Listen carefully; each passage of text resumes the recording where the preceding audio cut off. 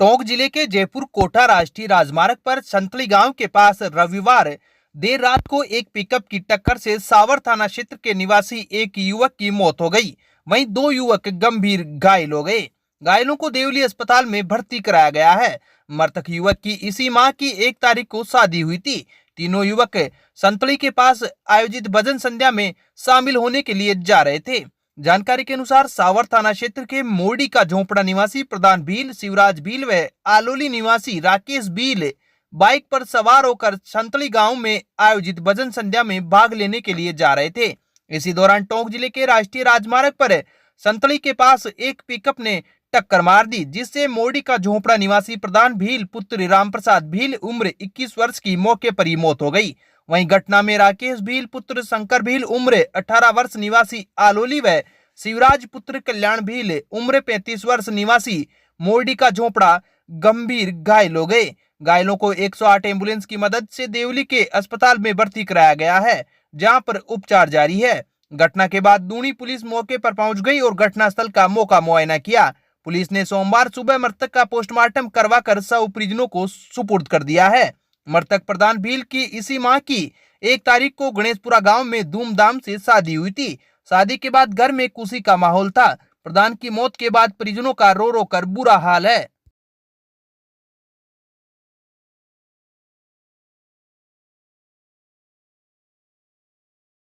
सावर कस्बे के मेरूकला रोड पर धोलाई के पास रविवार को वजरी माफियाओं ने रॉयल्टी ठेकेदार के कार्मिकों के साथ मारपीट कर दी। पुलिस ने ठेकेदार के कार्मिक की रिपोर्ट पर अनेक लोगों के खिलाफ मामला दर्ज किया है। सावर थाना प्रभारी रामस्वरूप चौधरी ने बताया कि बजरी ठेकेदार के कार्मिक वाहन से सावर से मेरूकला रोड पर खारी नदी की ओर अवैध बजरी खनन की देखभाल करने जा रहे थे।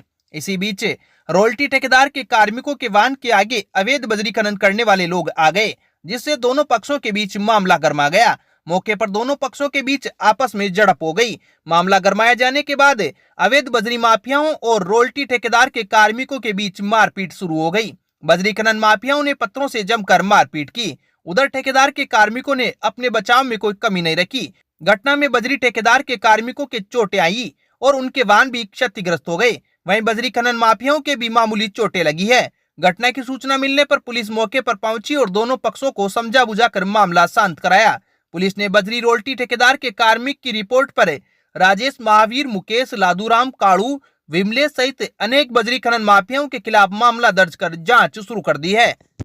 अब विक्टर ब्रांड के कंप्यूटराइज्ड धर्म कांटा खरीदिए केकड़ी में विक्टर स्केल कंपनी से 100 ग्राम से 200 टन तक के भारत सरकार से मान्यता प्राप्त कंपनी विक्टर ब्रांड के कांटे उपलब्ध है।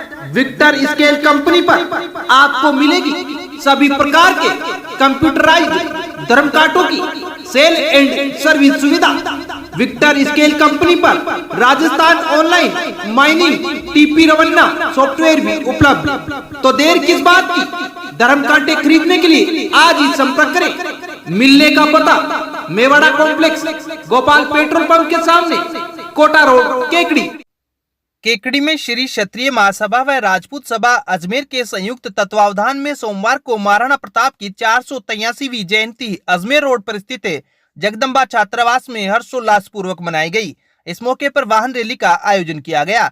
वाहन रैली अजमेर रोड पर प्रताप सर्किल से शुरू हुई। वाहन रैली को पुलिस उपाधीक्षक किम सिंह राठौड़ ने हरी झंडी दिखाकर रवाना किया। वाहन रैली शहर के मुख्य मार्गों से होकर गुजरती हुई जगदम्बा छात्रावास पहुंचकर संपन्न हुई। रैली का शहरवासियों ने जगह जगह पुष्प वर्षा कर स्वागत किया। रैली में महाराणा प्रताप के जयकारे लगाते हुए चल रहे थे।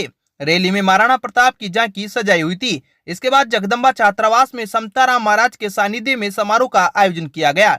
समारोह की अध्यक्षता राजपूत सभा के प्रदेशाध्यक्ष राम सिंह चंदलाई ने की। मुख्य अतिथि के रूप में पूर्व चिकित्सा मंत्री व केकड़ी विधायक डॉक्टर रघु शर्मा मौजूद थे।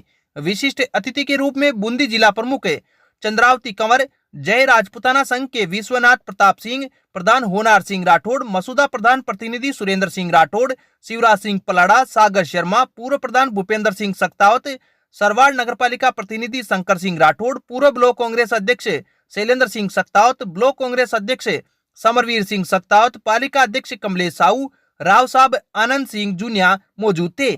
महाराणा प्रताप कृषि एवं प्रौद्योगिकी विश्वविद्यालय उदयपुर के डॉक्टर नरेंद्र सिंह राठौड़ मुख्य वक्ता के रूप में मौजूद रहे। समारोह की शुरुआत अतिथियों ने महाराणा प्रताप की तस्वीर के समक्ष दीप प्रज्वलित कर की। अतिथियों का राजपूत समाज की ओर से माल्यार्पण व साफा बंधन कर स्वागत किया गया।